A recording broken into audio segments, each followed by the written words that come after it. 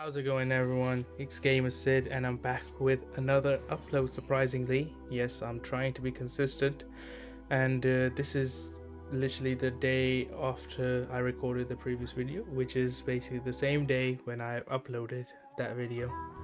So far that video is doing kind of shit, but that's as to be expected for me being gone for 5 months. No upload, no nothing on YouTube.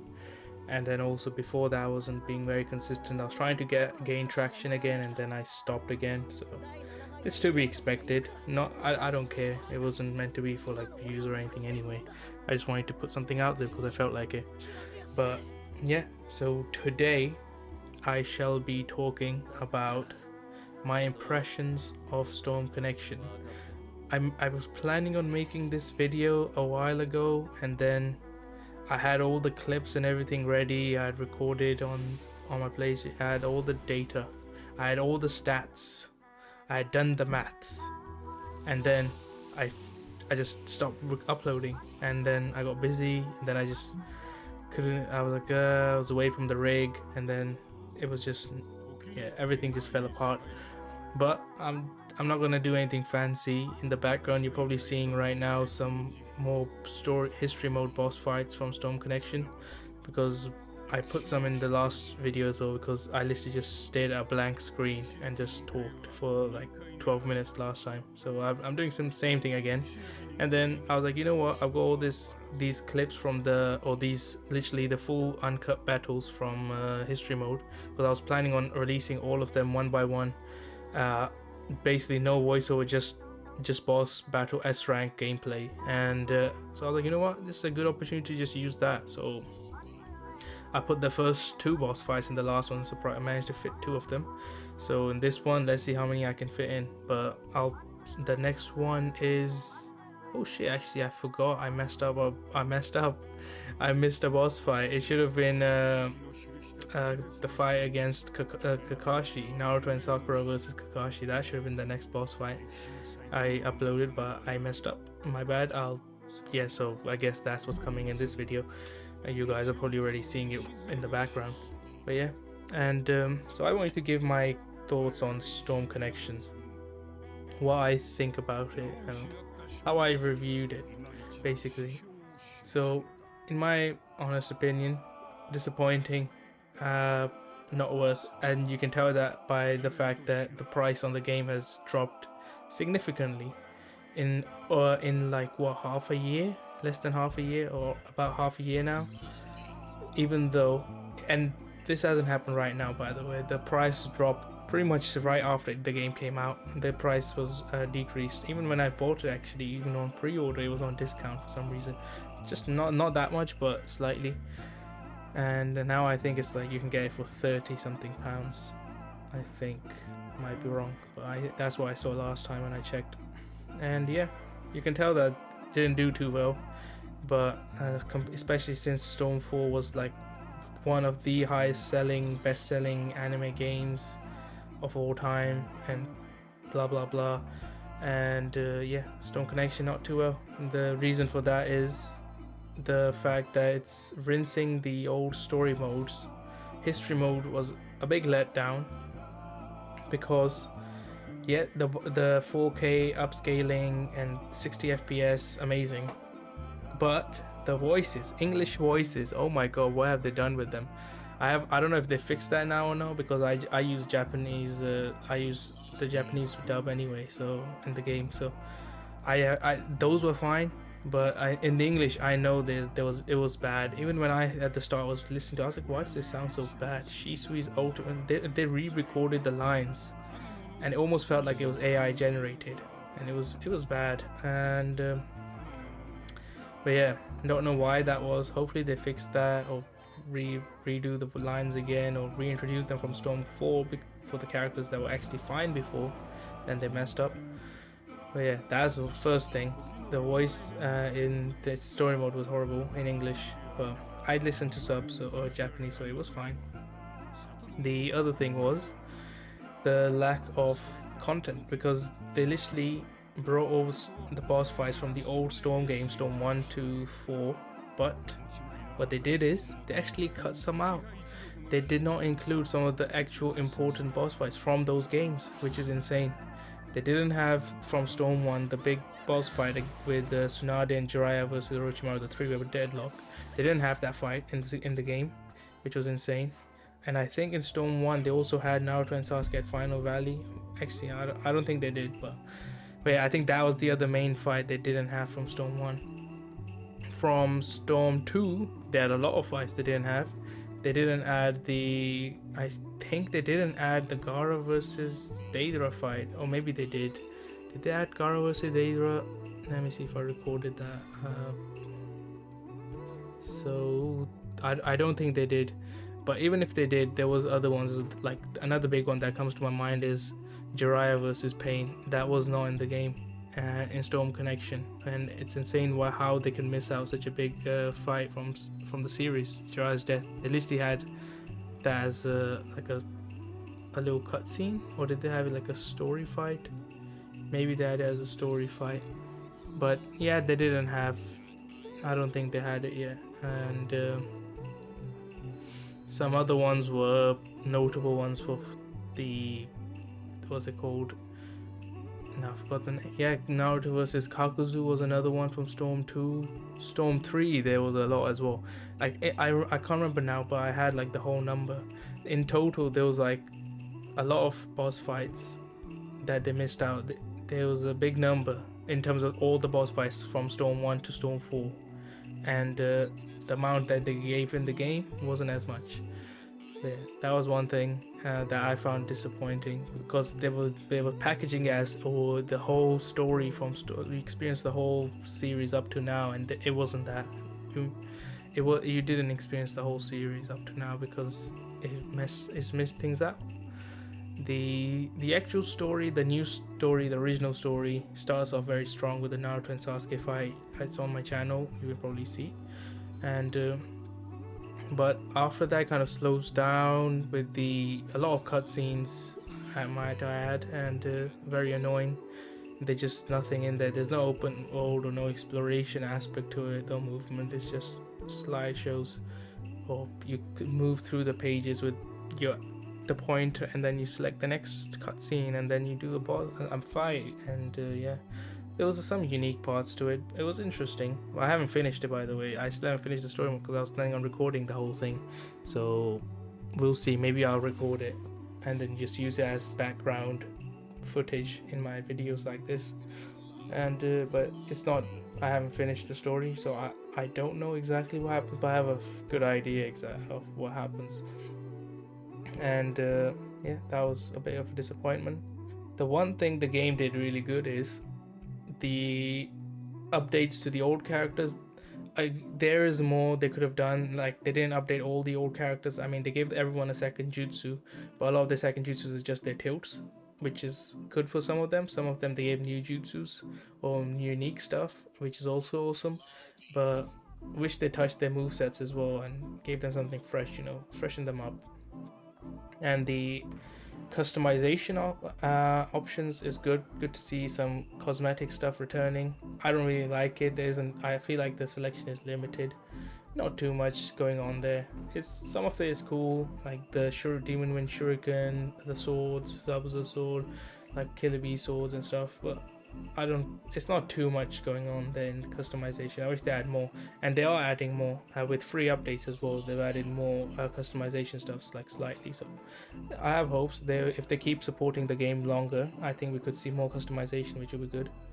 Other than that, there is in the cosmetics, colors. I like the colors options. You can get some unique colors, and some of the colors are good references as well. They got some references in there with some of the colors, with Naruto having some manga colors, and also it's pretty cool. And the outfits you can get, and they're also adding free costumes and accessories and outfits as well with updates, like they added recently Orochimaru from Boruto era when he was going on that stealth mission with Mitsuki. They added the outfit, Minato without the Jonin jacket and stuff. So yeah, they're adding new outfits, which is awesome. Free updates as well, and also paid as well. So the DLC selection so far hasn't missed, but some of these I feel like could have been in the game from the start, like Ishiki. You got Baryon mode in the game, but no Ishiki, a bit weird. and then but they added him DLC. DLCs are good. Hagoromo really good DLC. Ishiki really good DLC. Next one I am predicting is Borushiki, but who knows? Maybe it's not.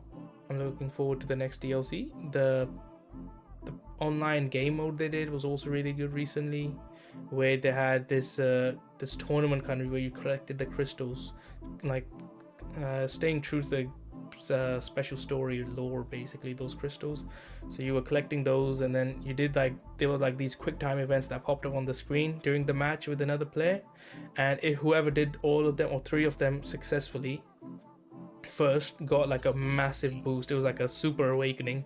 You were super fast, super strong, you had a full chakra and all sorts, and you had it didn't last for very long. I think it was 10 seconds or around that, and you could do a lot of stuff in there, but other than that, the damage was very minimal.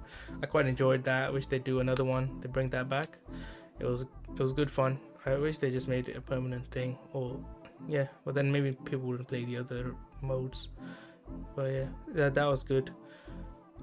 Aside from that, one other negative thing, like they always do this, they take 2 steps forward and then there's like 1 step back every time.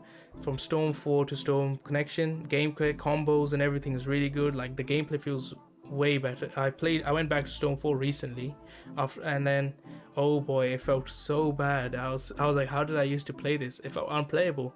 I was like, damn, I wanted to pick up combos, like continue, like extend the combos and all sorts, and I couldn't do that. The combo selection felt so limited in Storm 4.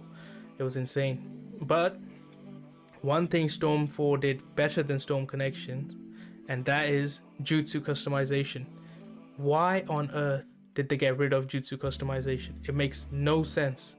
They literally added they kept ultimate customization. You could change your ultimates and choose your team ultimates. Why the hell can't we do that with the jutsus as well? We could do that in Storm 4. You could customize your jutsus. You could have, like, you could choose Naruto and you have all of his jutsus, or like you chose Hokage Naruto, you had the jutsu from the Naruto the Last, you had jutsu from like a regular Naruto, you had the jutsu from the Hokage Naruto himself. If you chose Sasuke, you had a shit ton of choices. You had Onyx Chidori, especially if you chose like adult Sasuke. You could choose Onyx Chidori, you could choose no arrows, you could choose Inferno Star Fireball, all sorts. You could customize your character's loadout, basically. Choose your jutsu you want and play as whatever version of the Sasuke. It was sick. And they got rid of that. They got rid of it. And that also meant they also got rid of some of the jutsus. Like, you can't choose a certain version of a character now and choose a different jutsu. Those were potentials for combinations and customization and exploration, which they got rid of it now. So that they added exploration and potential in terms of combos, but then they got rid of it in terms of jutsus, which was a bit shit. I don't know why they did that. Hopefully they add it back. I don't think it should be that hard for them to add that functionality back, especially already exists in Storm 4. But I don't think they would, and a bit unfortunate that is. That's my biggest gripe with this game, I think. Maybe there's some other ones that I can't remember right now. There is also the lack of like offline content. There is a typical or endless, like some challenge missions, but like as soon as you do them, it gets quite dull. One thing I did find quite interesting, I don't know if everyone else or someone else who has played could chime in on this, but there is a lot more customization in terms of enemy AI in the settings. Like you can in like offline matches or even like custom lobbies, which they added recently, you can really like fine tune the handicap settings. Before in Storm 4 and all the old games, the handicaps in like your offline AI difficulty, you could just do increase the handicap or decrease the handicap. But now you can actually fine tune it. Like you want the enemy subs to charge faster, you want your subs to charge slower, you want your damage to be reduced, you want your damage to be increased. So like you can actually make very challenging AI and just play offline as well. Like that's something I tried. I tried to set all of my things on minimum and set an enemy on the maximum and see if I could beat the enemy. And I got very close to beating the enemy, but I don't know if I beat him. I did beat them with slight modification where I nerfed myself quite a lot, but I think the only thing I didn't nerf on myself on was, or I did nerf but not as much, was substitutions. And I actually managed to beat the enemy, but it was very challenging. I had to take a couple of tries on that.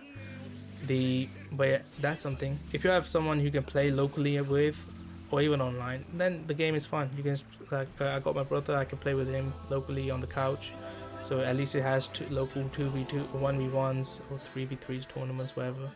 So it's good. That's something that's good. I appreciate that, because some of these new games coming out are removing local play. Like Jujutsu Kaisen Curse Clash has no local play, even though it's basically an arena fighter, and you could have 2v2 or 1v1s, local 1v1s, and they don't, which is disappointing.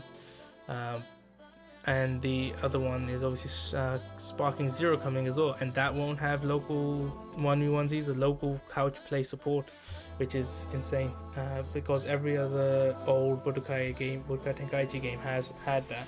But that's something I guess that's not going to be returning from the Budokai series, so you're going to have to play with your friends online, and a bit unfortunate, but that's, I think, the new meta.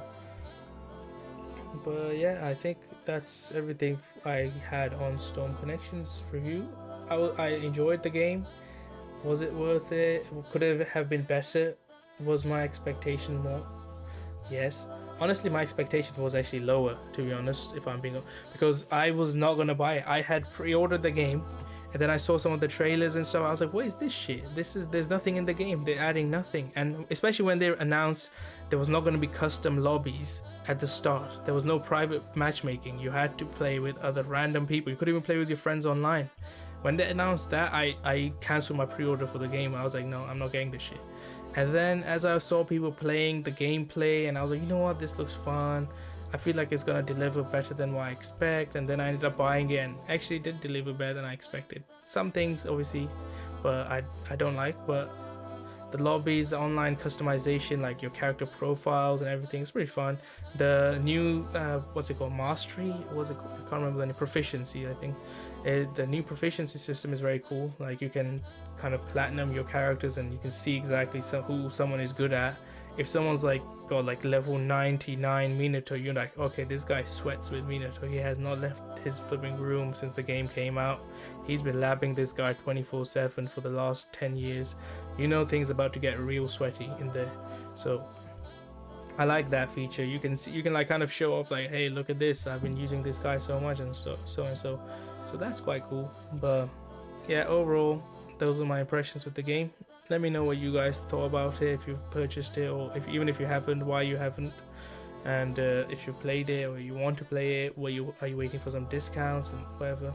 But yeah, drop your comments down below, and I'll see you guys in the next one. Take care and peace out.